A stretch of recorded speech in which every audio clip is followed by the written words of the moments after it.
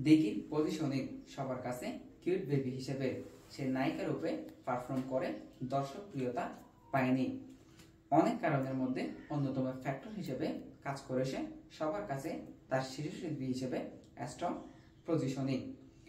বড় হওয়ার পর নায়িকা রূপে তাকে যেভাবে প্রেজেন্ট করা হয়েছিল এতে সবাই একটা ধাক্কা খায়। পোস্টারে সে নিজেকে প্রেজেন্ট করে আমি আপনাদের সেই ছোট্ট দিঘি বলে। আমি দিঘি ব্র্যান্ডের ম্যানেজ করলে কখনোই দিঘি নামে বা শিশু পরিচয়কে হাইলাইট করে তাকে নায়িকা হিসেবে আনতাম না।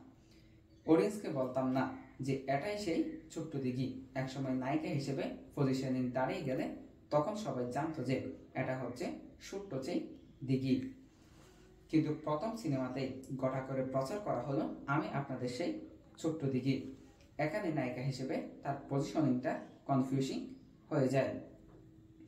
এখন বোঝা যাচ্ছে কোকা-কোলা সেই বাউন্ড টেস্ট কেন ব্যর্থ হয়েছিল।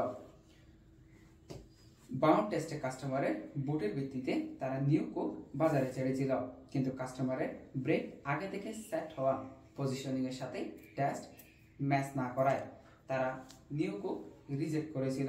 নিউ কোক লঞ্চ করার প্রথম দিনেই ৮,০০০ কাস্টমার কোকা-কোলার অফিসে অ্যাংরি কল করেছিল।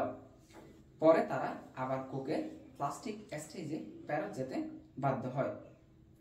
কাস্টমারের যথাযথ প্রয়োজন খুঁজে বের করা হলো এবং তা ফুলফিল করে দ্বিতীয় প্রজন্মের মার্কেটিং এর মূল কথা। Third generation marketing. তৃতীয় প্রজন্মের মার্কেটিং হলো ভ্যালু ড্রিভেন বা ইমোশন স্ট্রিক।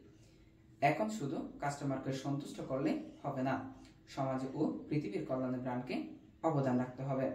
এজন্যই ব্র্যান্ডের এখন পারপাস, ভ্যালুস ও মিশন থাকে।